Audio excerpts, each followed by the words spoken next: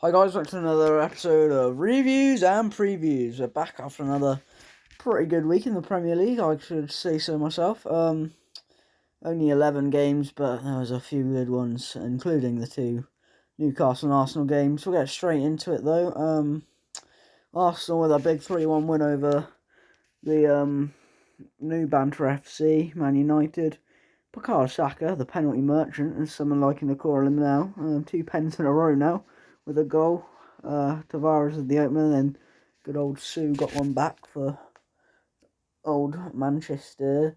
But then big old Granit Xhaka, bang, into the corner. 3-1 win. Fernandes missed a penalty, pretty funny. Yep, there you go. United misery concerns. And a winning week for Arsenal. Backed up the Chelsea performance with a good 3-1 win. Yeah, they deserve to win, to be fair. Tavares still gets worst player rated on the pitch, even though he got a goal. Not surprising. He was definitely looking shaky. Man United had a few other penalty appeals turned away, so they weren't very happy about that. But yeah, once again, Arsenal show their class. And elsewhere in that day, Tottenham drew 0-0 with Brentford, so we went up into fourth. Only 2 points behind Chelsea there, but they have now played their games in hand against us. Again, well, from what they had over us, then they are now 6 points clear on 66. So catching third is going to be hard because Chelsea got better games than us as well. So I don't think that's going to happen, but hopefully we can cement our place top four. It's all going to come down to that big old North London derby though. But yeah, another good performance from the Gunners. Yeah, big Al Neni, what a performance he did again. Two brilliant games from him in a row. Another hard game though against West Ham though coming up, so they'll have to be on their toes. As for Newcastle, easy 3-0 win. As you like against Norwich, it was a bit of a Brazilian samba party, to be honest, as Joe Linton scored 2 as he started up front, and old Bruno got another one, just because why not. Bruno did a lovely little dink, finished over Krull.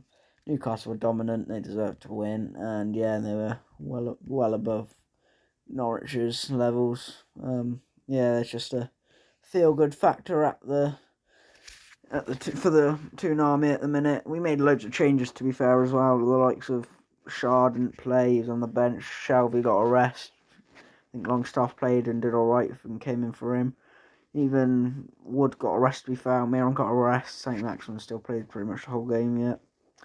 Even Richie came on, that shows you, doesn't it? Gale got a little appearance as well. Big Dan Burn at the back, though, as I like to call him, got another start and another clean sheet. And yeah, but the next game coming up from Newcastle, as we will see in a minute, will be interesting. But in terms of the Norwich game, Joe Lynn's on his 100th appearance there, getting a bag and a brace. Brilliant performance by the Brazilian boys again. We'll get into this week's fixtures though. Well, we'll look back what actually happened in other games last week. Big win for Liverpool again, another win for Man City. Yeah, a little draw last night between Man United and Chelsea. That was a bit frustrating for my fantasy football. I double Chelsea defence and then Ronaldo pops up with another goal. Bit annoying, but we have to move and take those. Crystal Palace Leeds was a bit of a dead game, but Leeds held them out, so they're looking a bit closer to safety, hedging closer. Burnley got another win and moved Everton down into the bottom 3, so yeah, relegation scrap is going to go down to the wire as well. Anyway, we'll get into this week's fixtures. We got the end of April coming up and the start of May over this week's fixtures. Only 10, no double game week this week, so we'll get straight into it anyway. I'll go Newcastle 1, Liverpool 3. Get into that in a minute, obviously. Aston Villa 3, Norwich 1. Southampton 1, Crystal Palace 1. Watford 1, Burnley 2. Their form is just brilliant, even though they sacked Sean Dyche. Bit of a new manager bounces helped him out, to be honest, by the looks of it. Wolves 1. I'll go Wolves 0, Brighton 0, actually. I think it'll be a goalless draw, maybe. Leeds 1, Man City 2. I think that'll be quite a close game, to be honest. Leeds playing well recently. On to the Sunday, we've got Everton. We'll go Everton 1, Chelsea 2. I think Everton are in big trouble. Tottenham 2, Leicester 1. I think, as with West Ham as well, that Leicester will be resting quite a few players for the European tie next week. And I'll go West Ham 1, Arsenal No, I'll go West Ham 0, Arsenal 2. And finally, Monday Night Football. What a game. Goddamn. I'll go Man United 1, Brentford 0. Anyway, we'll get straight into it. Newcastle v Liverpool. Hard game for the Magpies, unfortunately. Liverpool are on a pretty good unbeaten run of themselves, I think. I'm expecting Eddie Howe to restore some of the first team back in, to be honest. I think Shelby, him, probably Wood as well have come back in, Almiron. So yeah, it's almost like a little warm-up match for this game last week against Norwich, so flex their muscles, and honestly I think Newcastle do have a chance in this game, but you can't underestimate that it is Liverpool. I'm predicting 3-1. I was almost going to go 3-2, to be honest. I think that was a score against them a couple of years ago when they wanted the title. I think 2018-19, they were quite close to getting it, and we had them at 2-2, and they scored a last-minute winner, unfortunately. I think this could be a similar game, to be honest. I think Liverpool could rotate a few of their squad, but that doesn't mean much, though, because their squad is still just absolutely brilliant, brimmed full of talent. I don't see Newcastle really getting much out of this. But you never know. Newcastle on a decent run. 4 wins in a row now again. They're on a good run. But the next 3 fixtures are pretty hard. They've only got 4 games left, obviously. They're all quite hard, to be honest. Burnley is obviously probably the easiest. But they will be fighting on the final day. We're safe now, so we can just play with our hearts and go for it. 9th in the table. Can't believe it. 43 points. It only seemed a couple of weeks ago that we were probably destined to be in a big relegation scrap on the final day. But yeah, we're probably now safe. Look at all the teams between us. Goddamn. Yeah, and onwards and upwards. Really, I doubt we'll finish top 10 because the game's obviously got Liverpool, Man City, and Arsenal, and obviously Burnley as well. So I could see us losing all those games, to be honest. But it doesn't really matter anymore because we are safe. Watch that get clipped and we lose every game and go down somehow. But no, that can't happen. I'm going to go 3-1 Liverpool. I think they'll just have a bit too much quality for us.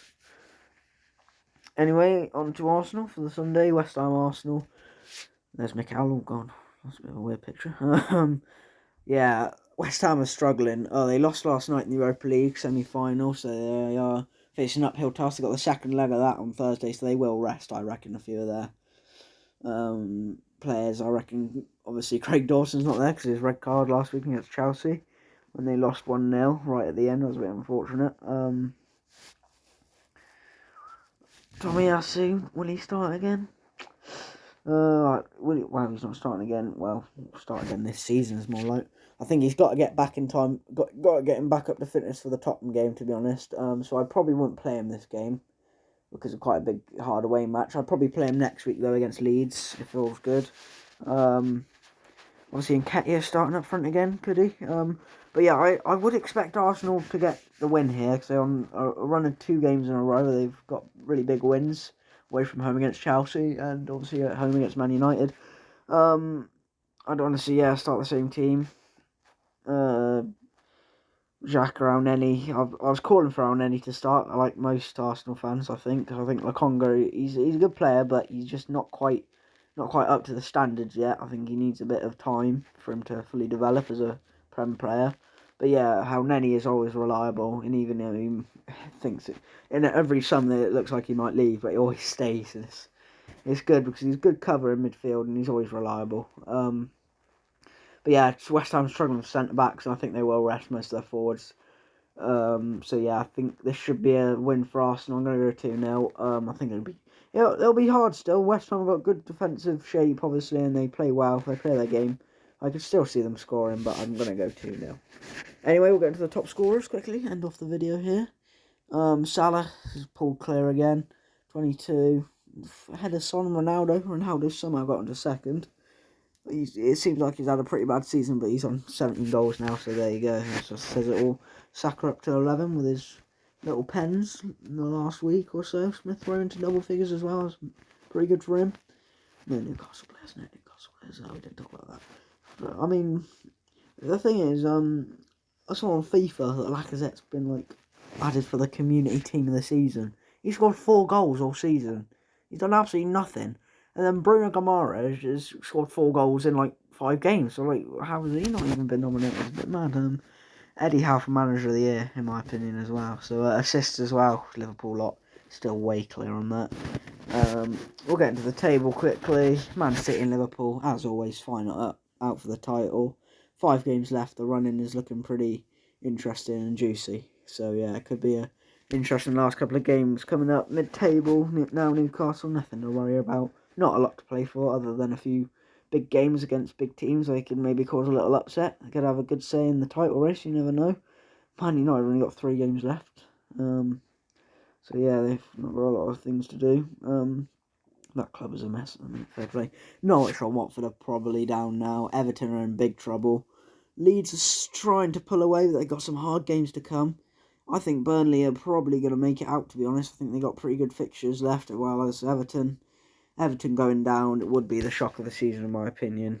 Although in terms of the shock, it's not shocking because they've played so bad, but in terms of the start of the season, when you're thinking, all right, they got Rafa Benitez, he should guard them easy, top 10 finish, maybe even challenge for Europe. Nope, bottom 18 now with big old Frankie Lampard. Can't see him staying after that. But yeah, Arsenal obviously still in that fight for the top 4. The North London derby away to Spurs is going to be the game of the season, really, in terms of not quality, but like how much it means, because it's going to be like the third last game, and yeah, it's not going to be all up for grabs. Anyway, we'll leave it for that for this video, guys. I hope you enjoyed. Make sure to like and subscribe and all those good things down below, and yeah, I'll see you in the next one. Bye.